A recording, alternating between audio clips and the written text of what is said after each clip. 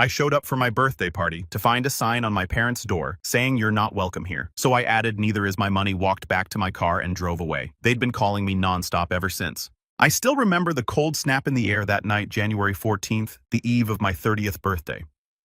I was holding a small bottle of red wine, the good kind, something I'd picked up from a local winery during a solo trip I'd taken to clear my head the year before.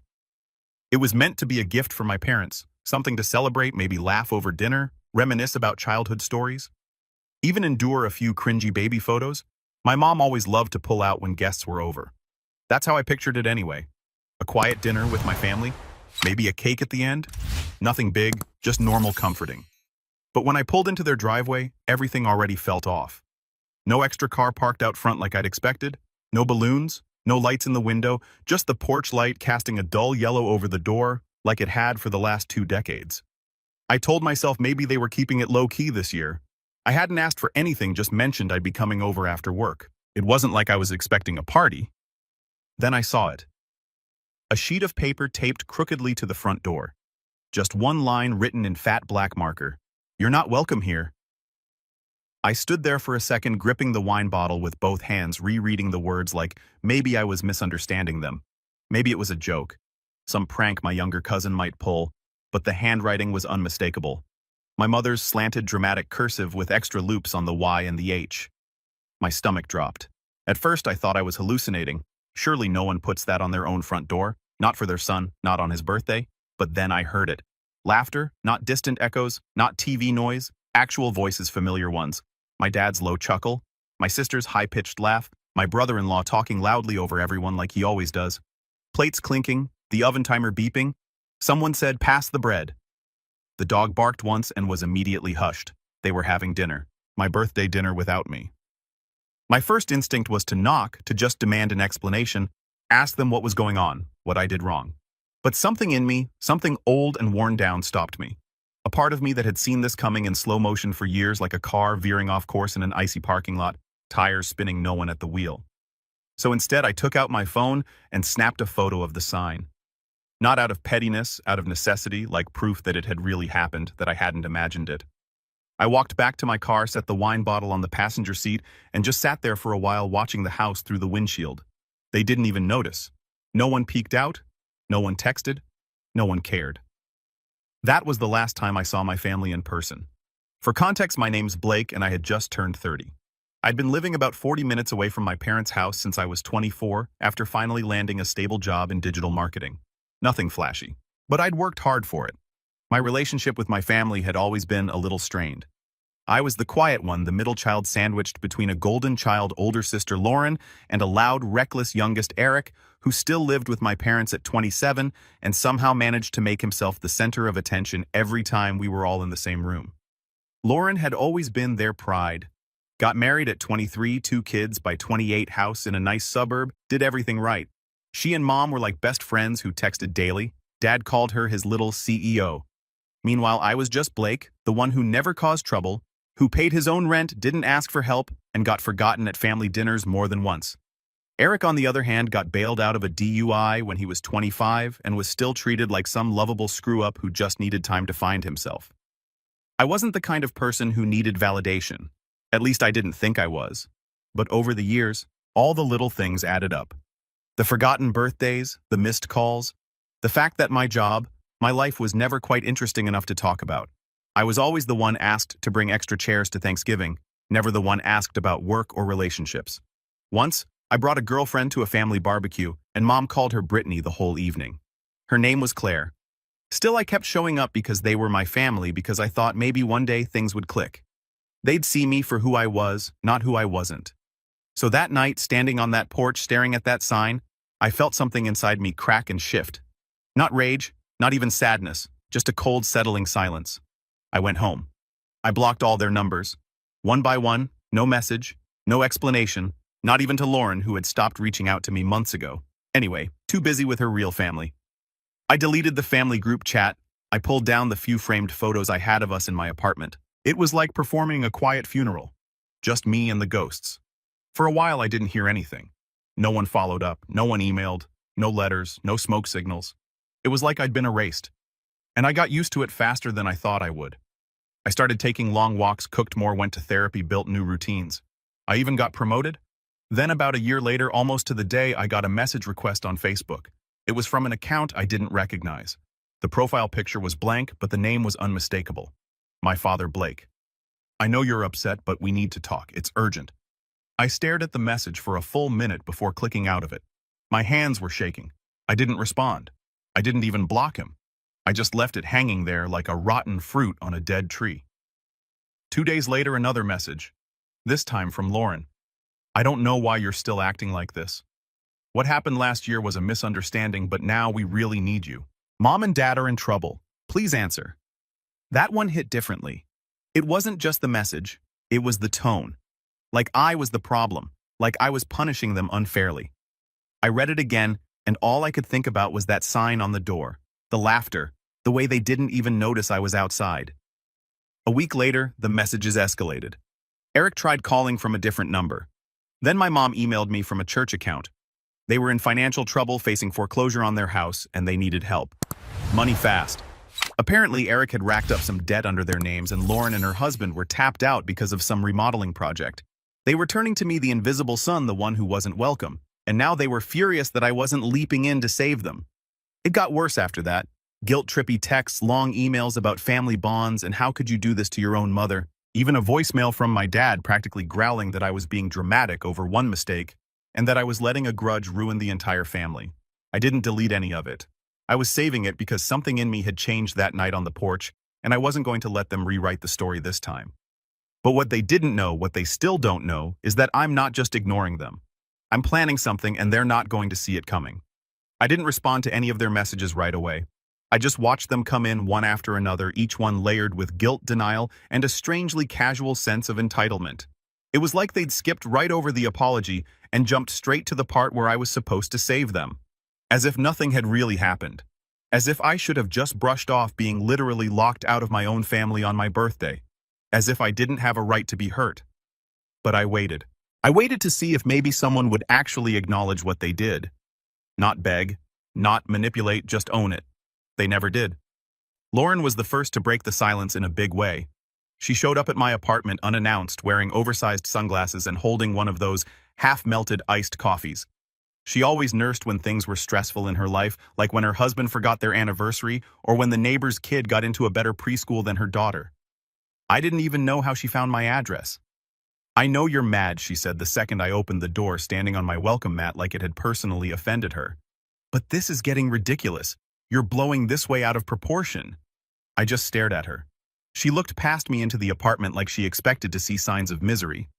A pizza box takeout cartons, maybe a bottle of cheap wine, and a worn-out blanket on the couch. Instead, she saw a tidy living room, a small bookshelf with novels I actually read, and the faint scent of coffee and pine cleaner.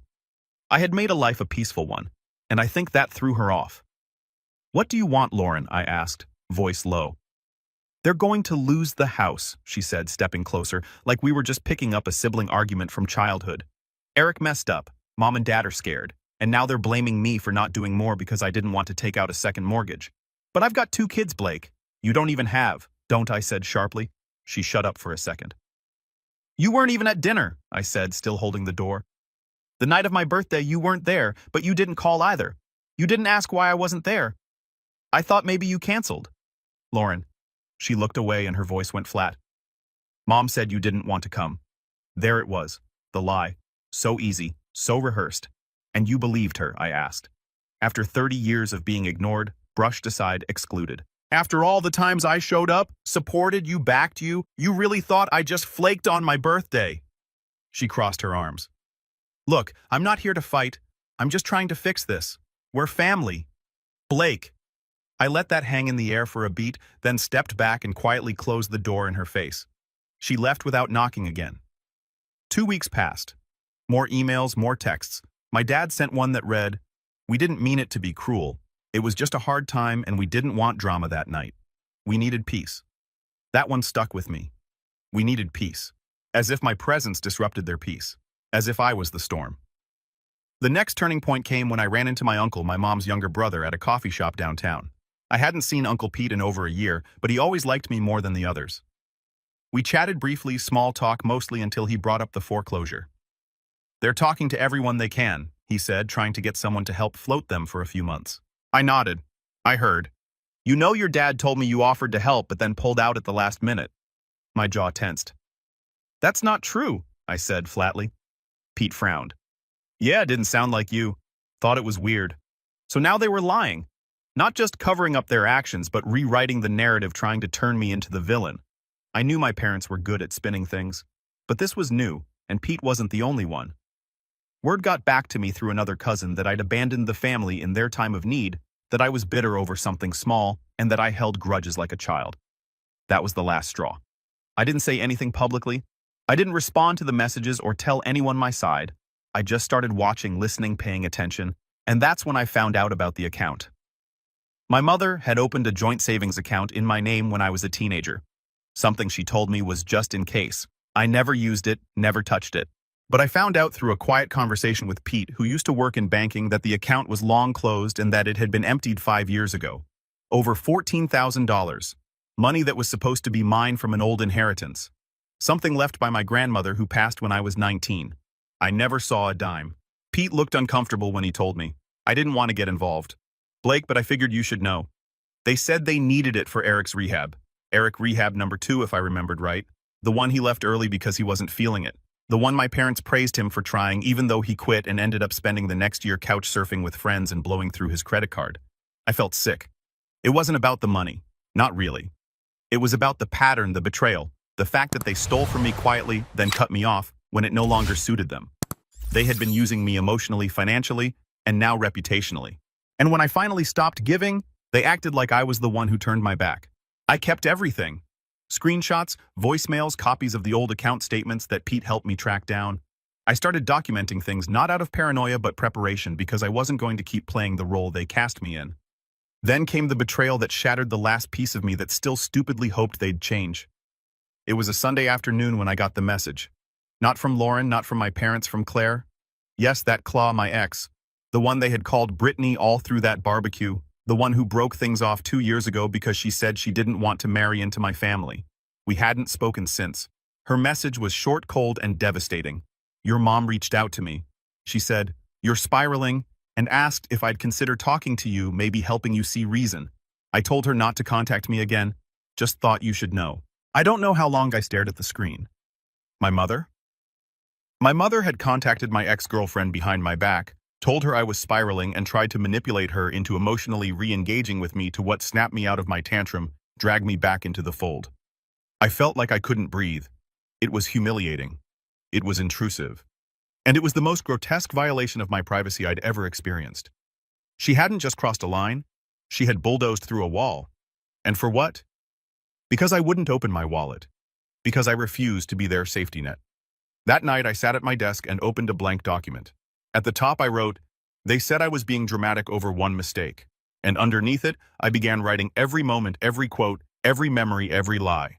I laid it all out in clear detail. Dates, bank records, names, texts. It wasn't for revenge, not yet. It was for clarity. Because when the time came and I knew it was coming, I wasn't going to just walk away. I was going to make sure they never forgot what they did. For about 2 weeks after Claire's message, I couldn't sleep. I'd lie in bed with the lights off and stare at the ceiling, my mind spinning like a scratched record stuck in a loop. I kept replaying every moment from that night on the porch. The sign, the laughter, the warmth behind the windows I'd never been invited into. Then the emails, the accusations, the fake victim narratives they were spreading. And now this. My own mother reaching out to an ex I hadn't spoken to in 2 years, telling her I was spiraling. I wasn't spiraling, I was waking up. But in that moment, it didn't feel like strength. It felt like free fall. I didn't tell anyone. Not my coworkers, not the few friends I still kept in touch with, not even my therapist. At first, I just shut down. I went into autopilot mode.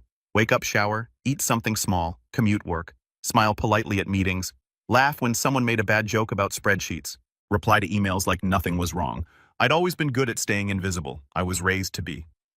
You learn early, when you're the overlooked one, how to fold yourself small, how to take up just enough space to be tolerated, not enough to be a burden. But eventually, that survival skill starts to feel like a coffin. One night, I stayed late at the office. Not because I had to, but because I didn't want to go home. My apartment had become too quiet. Too still, it felt like a waiting room I'd been sitting in for years, hoping someone would finally walk through the door with answers. Instead, all I had was a cold dinner and that stupid wine bottle I still hadn't opened for my birthday. It sat on the counter like a cruel souvenir. I remember slumping over my desk, the glow of the monitor lighting up my tired eyes, and just whispering, "Why wasn't I enough?" It was the first time I'd said it out loud. It wasn't just about the birthday or the sign, or even the money they took behind my back.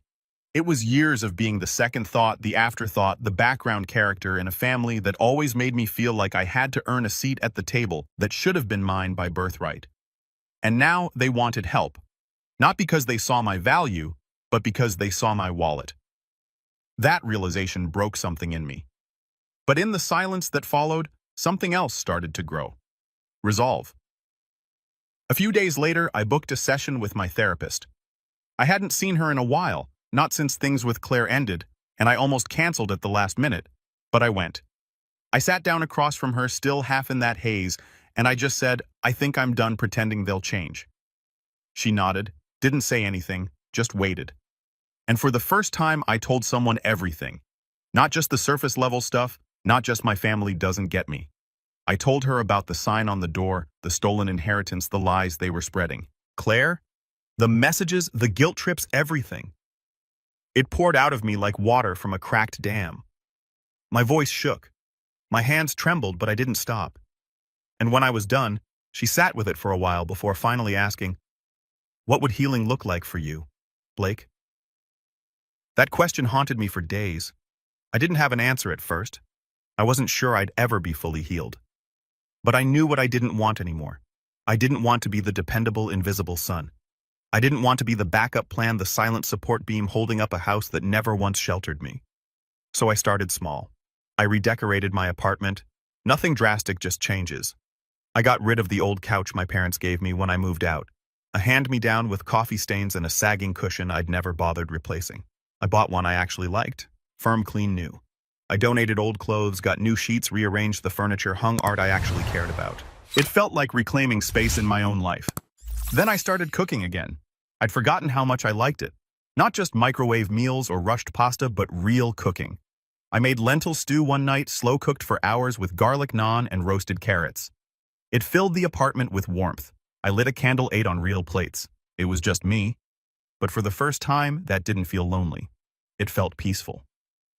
At work, I quietly started applying for new positions. Not because I hated my job, but because I realized I'd settled. I'd been playing safe my entire life. Afraid to take risks. Afraid of being too much. My father always said, "Be grateful for what you have," which is code for, "Don't ask for more." But I wanted more. So I updated my resume, started networking, sent out emails, got a few rejections. But one day, a small creative agency reached out. They liked my work. They were impressed by a campaign I'd helped run. They offered me a role, more responsibility, more money, and most importantly, respect. I took it, and it felt like stepping into sunlight after years of cloud cover. The messages from my family kept coming, more desperate now, more manipulative. Lauren sent a photo of the house, the for sale sign crooked in the yard. They're losing everything. Blake, please just talk to them. Eric sent a voice note at 2 a.m., slurred, rambling something about how mom cries every night and how I was being selfish. I deleted it. My mother finally broke and sent me a long, rambling email titled, "I did what I thought was best." It was 4 paragraphs of her justifying the money, the birthday, the message to Claire. Not a single sentence said I'm sorry. Not once did she ask how I was. It ended with, "You'll regret turning your back on family." I stared at those words for a long time, and instead of crying, I laughed because for the first time in my life, I knew I wouldn't regret it. Not even a little. My rise wasn't dramatic. There was no overnight transformation, no grand reveal. It was subtle, steady like a slow tide rolling in, reshaping the shore without making a sound. I started running in the mornings, just half a mile at first, then a mile, then more. I built playlists, got new shoes, tracked my progress. I picked up photography again, something I hadn't touched since college. I dusted off my old DSLR and started shooting sunrises, city streets, people at the park. I made an Instagram account for it. It grew slowly. A few strangers commented on my shots. That felt nice. I volunteered on weekends at a local community center, helping teenagers with resumes and college apps. It gave me purpose. It reminded me that I had something valuable to offer, that my voice mattered, and I made new friends. Not many, but good ones.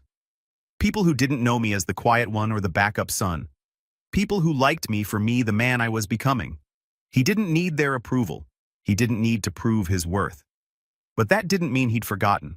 One rainy afternoon, nearly 10 months after that birthday night, I got a call from a number I didn't recognize. I let it go to voicemail. Later, I played it back. It was my father. Blake, I don't know what to say anymore. I know we hurt you, but this is too far. You're choosing to watch your family fall apart. I hope you're proud. He hung up. No apology, no ownership, just one final guilt trip. But I wasn't watching them fall apart. I was watching the consequences they built finally catch up to them. And soon, I'd be doing more than watching, because I'd been preparing patiently, quietly, strategically. And when the time came, they'd learn exactly who I'd become without them. The email from my father, the one with, "I hope you're proud," wasn't what hurt the most. What hurt was how predictable it was. Because even after everything, after the birthday snub, the inheritance theft, the lie to Claire, the gossip they spread, they still thought they could control the narrative. They still saw me as the same old Blake, the background son, the invisible one, the one who'd eventually cave, who always did the right thing, even if it meant bleeding quietly for everyone else's comfort. That version of me was gone. And now I wasn't just rebuilding, I was preparing. Because when people like that fall, they always look for someone to blame, someone to drag down with them. And this time, I wasn't going to be their safety net or their scapegoat. This time, I was going to be their mirror, and I'd make sure they couldn't look away. I started with the documents. Pete, Uncle Pete, the one honest man left in our orbit, had helped me dig up the old banking records a while back. He'd quietly pulled a few strings at the credit union where he used to work, and together we'd confirmed it.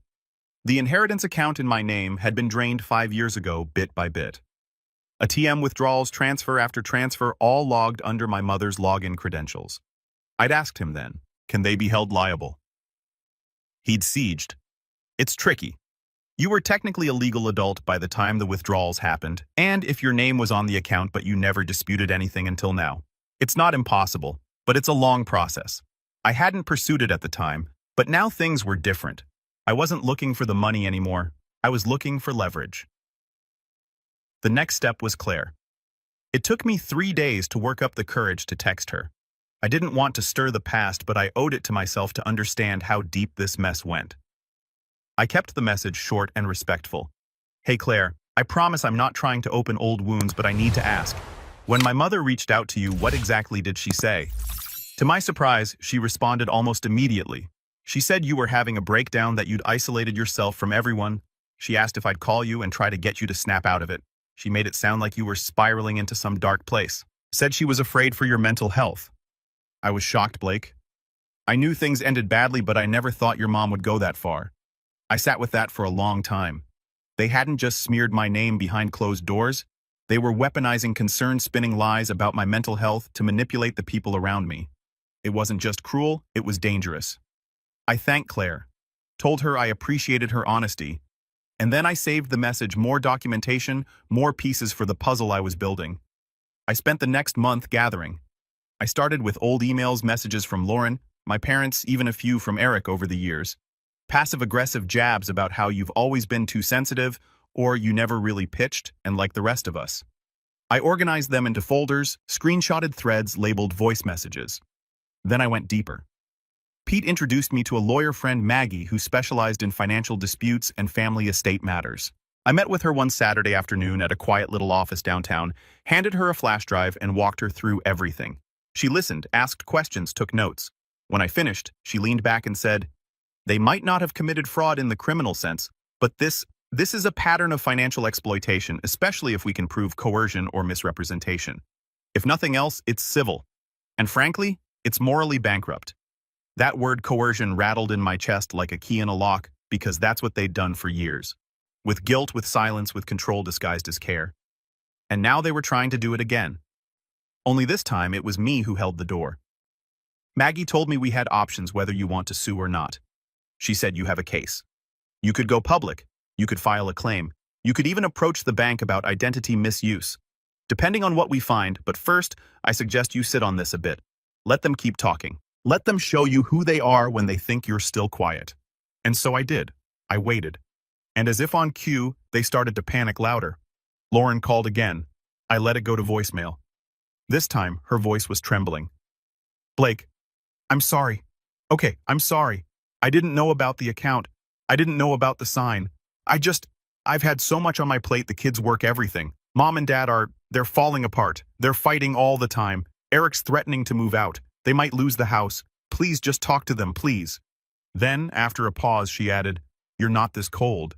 This isn't you, but it was me. Not cold, just awake. No longer the one holding the rope while they played tug-of-war with my dignity. 2 weeks later, I got a call from a number I didn't recognize. I answered this time out of curiosity. Is this Blake Sanders? Yes.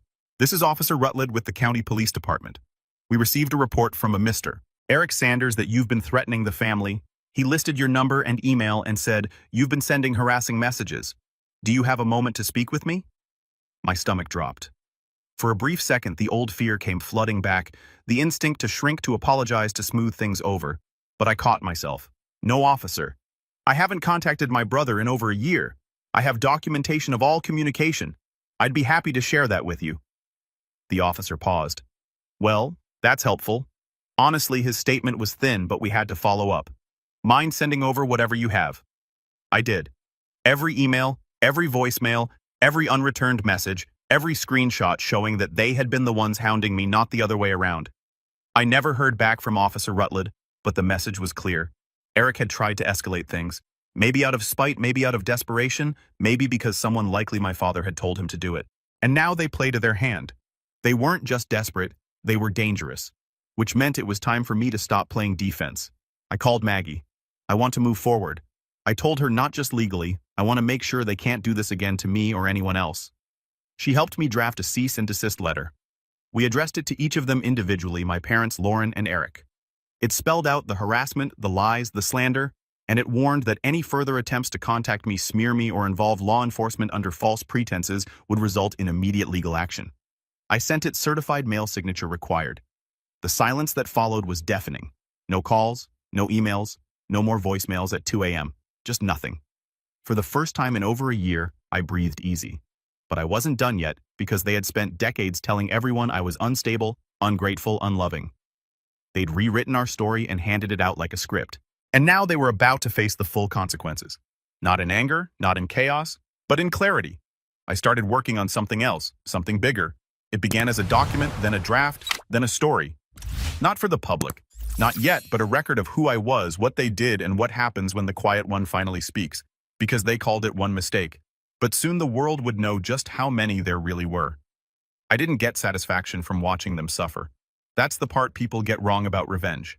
It's not about watching someone burn while you sip coffee with a smile. It's not about rage or retaliation or even gloating. Not when you've been gaslit and discarded for most of your life. It's about clarity, about making sure the truth doesn't rot in your chest like a splintered rib. About finally reclaiming a story that was twisted from the moment you learned to speak, and for the first time, they would have to listen. I spent 2 months finalizing everything quietly. Precisely. It started with what I called the archive, a simple cloud folder organized into categories: financial exploitation, emotional manipulation, exclusion, smear campaign, legal threats, police involvement, every voicemail, every email, every message they sent, every lie they told, cataloged, time-stamped, and paired with commentary.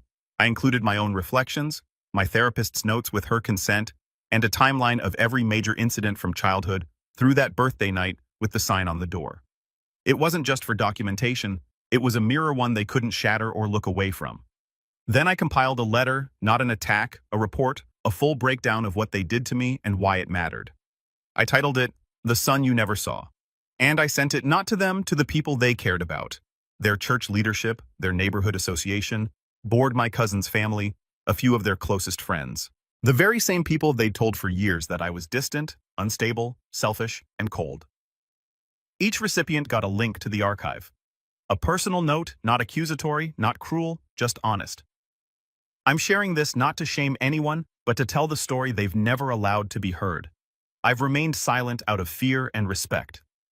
That silence nearly broke me. I'm not asking you to take sides. I'm just asking you to read. The impact was immediate. I didn't hear from my parents directly. Of course, that was expected. But Pete texted me the next morning. Pete Blake, what you sent out. People are talking. The church board is furious. A few of Mom's friends are distancing themselves. Some had no idea about the inheritance or the birthday thing. One lady said she's known them for 20 years and never once heard them mention you had a job. I almost laughed. 20 years. And somehow I was still invisible even when I wasn't in the room. But now they couldn't pretend I didn't exist. My story was out, unfiltered, uncontrollable, and it spread. 2 weeks after the archive went out, I received a letter from their church. It was formal, but I could feel the emotion behind it. They thanked me for my vulnerability, expressed concern, said they'd reached out to my parents privately to offer counseling. One board member even emailed me personally and said I had no idea. I'm sorry for the role silence may have played in this. The fallout snowballed. Eric's old friends, some of whom were mutual connections from college, started commenting on Facebook. Subtle things, vague quotes, nothing direct, but I knew. And more importantly, they knew their social network was fraying.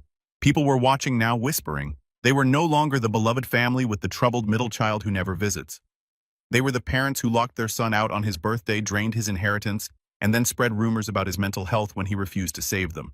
Lauren was the first to crack. She showed up at my new apartment. I'd moved a month prior and hadn't told anyone where. I still don't know how she found the address, but there she was, eyeliner-smudged cardigan clinging to her like armor, her voice tight and trembling. "You've destroyed everything," she hissed before I even opened the door all the way. I didn't respond. I didn't need to. She pushed forward. "Do you know what you've done? Mom can't even go to the grocery store without someone asking about that damn letter. Dad's being pushed out of the HOA board. And Eric, he's talking about suing you for defamation." I gave her a long, steady look, then calmly said, "Good luck with that." I kept records. Her jaw clenched. "I didn't deserve this," she said.